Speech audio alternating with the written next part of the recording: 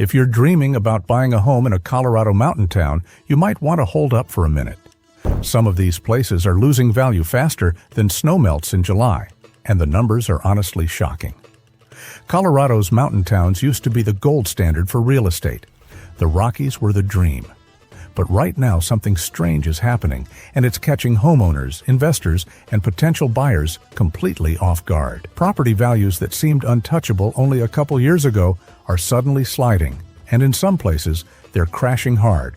So today, we're breaking down the top 10 Colorado mountain towns seeing the biggest declines, and more importantly, why this is happening, why the crash is happening. Before we get into the list, here's what triggered this whole mess. For years, mountain town real estate felt bulletproof. Prices only went up. Then the pandemic hit, remote work exploded, and suddenly everyone wanted out of the cities.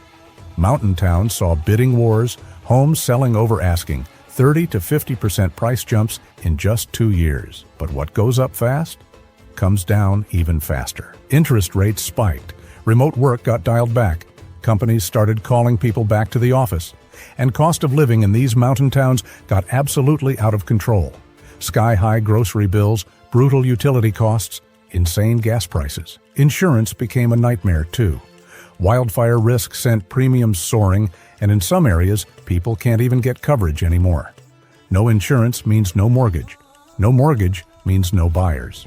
Add in infrastructure problems, overloaded water systems, roads that can't handle traffic, zero housing for workers, and businesses struggling to stay open, and you've got a perfect storm. The charm is fading, and the prices are following. Let's go town by town. Number 10. Crested Butte. Crested Butte used to be a hidden gem. Great skiing, amazing summers, not as crazy as Aspen. The median home price peaked around $1.2 million in early 2022. Today, closer to $950,000, a drop of more than 20%. Why? Accessibility. This place is remote, and in winter, the mountain roads can get sketchy.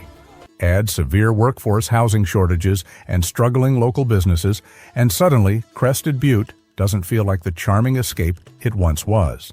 Number 9. Steamboat Springs. Steamboat surprised a lot of people.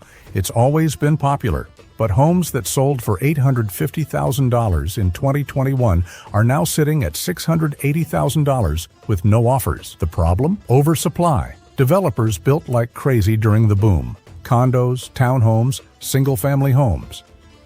Now, there's way more inventory than buyers. Add workforce shortages hurting the tourism vibe, and prices are cooling fast. Number 8. Pagosa Springs.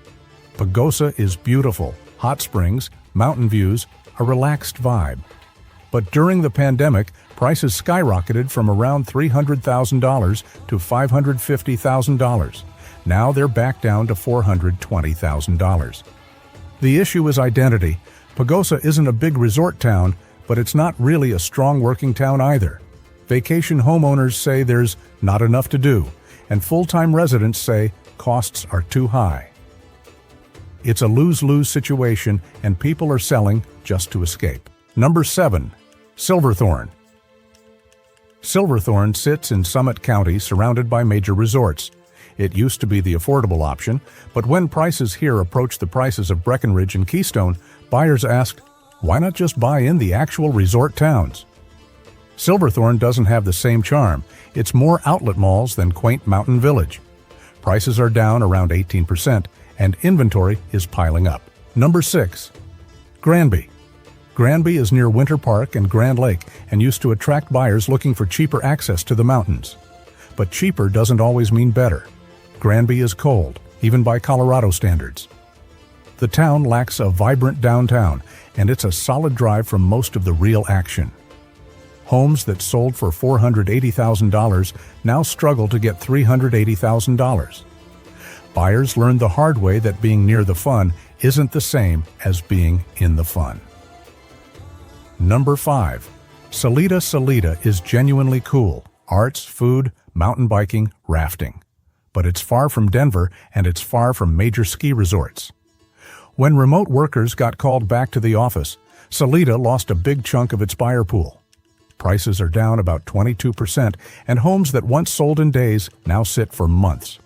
Salida is great for the right buyer, but there aren't as many of those buyers anymore. Number 4. Frisco. Frisco is well located, close to Breck, Keystone, Copper, even Vail. But location isn't saving it. Frisco cracked down hard on short-term rentals, and a lot of owners bought here specifically to Airbnb their place. When the rules changed, tons of properties hit the market at once. Prices dropped 20 to 25%, and condos got hit the hardest. Oversupply is dragging everything down. Number 3. Dillon shares many of Frisco's issues, but it has an extra problem. The reservoir. Lakefront homes were premium until the lake levels dropped dramatically from drought. Buyers paying for lake views don't want to look at mudflats and tree stumps. Values are down 23%, and the more expensive lakefront homes are falling even faster. Number 2. Leadville. Leadville sits at over 10,000 feet, the highest incorporated town in North America. The altitude is tough. The winters are brutal. The town is gritty and historic, but definitely not for everyone. People bought here during the pandemic because it was cheap. Now they're remembering why it was cheap. Prices have fallen around 25%, and many homes have been sitting on the market for over a year. Number 1. Fairplay. Fairplay takes the top spot. Most people only know it because of South Park, and honestly, that's one of the only things it has going for it. It's at 9,000 feet, windswept, far from major resorts, and has almost no town center. During the frenzy, people bought because it was affordable. But the reality of living here is harsh, cold, isolated, and lacking amenities. Prices have crashed over 30%. Homes that sold for $380,000 are now at $260,000 and still not moving. Fairplay has become the poster child for buying in a hype-driven market without understanding the reality. So what does all this mean? Are Colorado mountain towns dead as an investment? Not exactly, but the easy money is gone. What we're seeing is a major correction. The towns that relied purely on the pandemic boom are paying the price. The places without amenities, jobs, infrastructure, or year-round appeal are the ones falling the hardest. The towns that will survive and eventually recover are the ones with real substance, real communities, real livability, real long-term demand. If you're thinking about buying in a Colorado mountain town right now, be smart, do your homework, understand why prices are falling and whether the fundamentals are actually there. Because catching a falling knife in real estate, that's expensive, and if you want to see which Colorado mountain towns still are worth buying in, check out the next video.